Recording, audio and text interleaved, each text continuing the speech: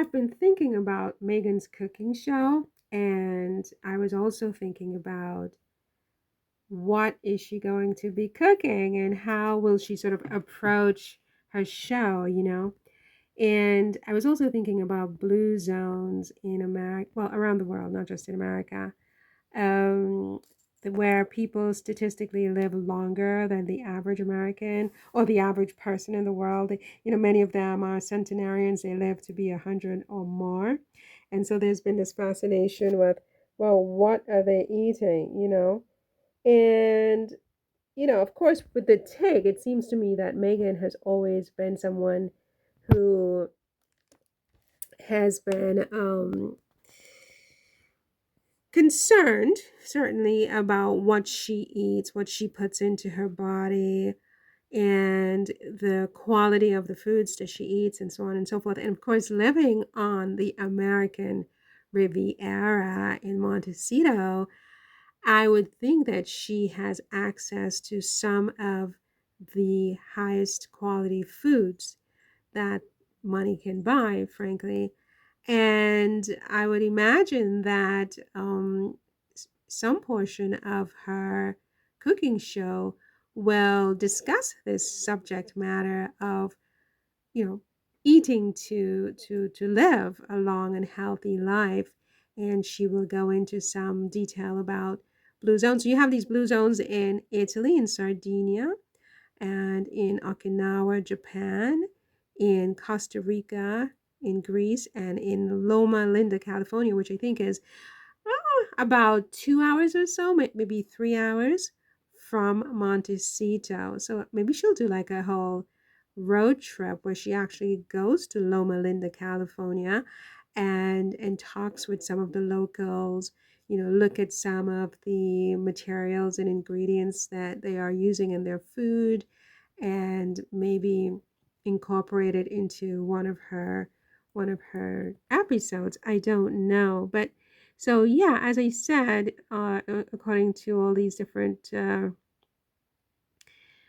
websites, I just did a quick Google. You've got these 5 blue zones in the world: in Italy, Japan, Greece, Costa Rica, and in California. And what are they eating? It seems that they stop eating by noon. The majority of their calories are consumed before noon. And that's something that I personally need to work on because, I'm having my own struggles. And I mean, Megan's very fit and she's very thin. So but I'm sure she's had times in her life where she struggled to get the weight off. And so these people in the blue zones, apparently they have a lot of protein, like protein, lots of protein, complex carbohydrates like beans and veggies, and plant-based fats, nuts, seeds, and oils. What is this? Bluezones.com. And a majority of their foods are consumed before noon. That's really important educationally, I think, for people to know these things. And, not everybody wants to live to 100, obviously, but to the extent that we can all sort of, are those the dreaded avocados? Oh dear. She has to be careful with that, doesn't she? Um, to the extent that we can all eat a little bit better, eat mindfully, and eat the highest quality foods that we can personally afford. I mean, not everybody can afford, a slice of salmon for $25. So it's going to be a question of eating the best you can for your budget.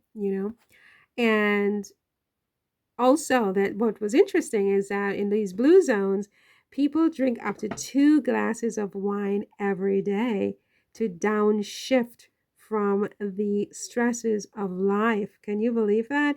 And we know that Meghan loves a good wine. The Tig was taken from her favorite wine. I think it's Tigliano or something like that. And don't quote me on that, but something like that. And we know that she has her own wine cellar in her Montecito home. And so she loves wine and she loves a good wine. And of course, the key with this is to be very sort of French about it. You know, most French people have, you know, a glass of wine, you know, fairly regularly, but they don't overindulge. I mean, the idea is not to drink an entire bottle of wine in one sitting, you know. Well, one glass of wine per day or every other day apparently doesn't do you any harm, at least not according to these people in the blue zones. They're drinking up to 2 glasses of wine, but quite often they're doing it with others. You know, they're dining with their friends at, you know, the local brasserie or, you know, at each other's homes or whatever they do. And they drink a couple of glasses of wine, they talk, they laugh, you know.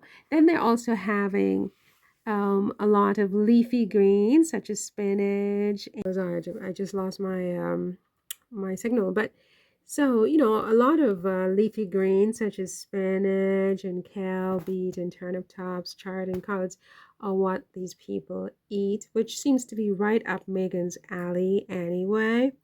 And it says here, according to bluezones.com, that combined with seasonal fruits and vegetables, whole grains, and beans dominate blue zone meals all year long. And many oils derived from plants, and they are all preferable to animal-based fats.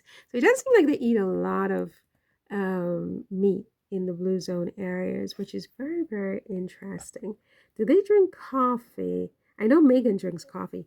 Blue zone centenarians typically drink coffee at breakfast, tea in the afternoon, wine at 5 p.m., and water all day. Oh, wow. Isn't that interesting? To live to be 100, keep your beverages simple and avoid sugary beverages like soda and fruit juices. Well, anyway, I'm sure that Meghan is not going to be, you know, very preachy with her show because you know how people are, and she knows that they're just waiting to attack her. I don't think she's going to be um, advocating any particular diet or something like that, but I can totally see her doing a whole episode on blue zones and going down to California to Loma Linda, California.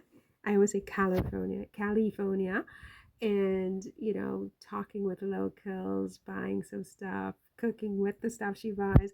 That would be so cool, wouldn't it? Oh, I can't wait for that cooking show. What about you?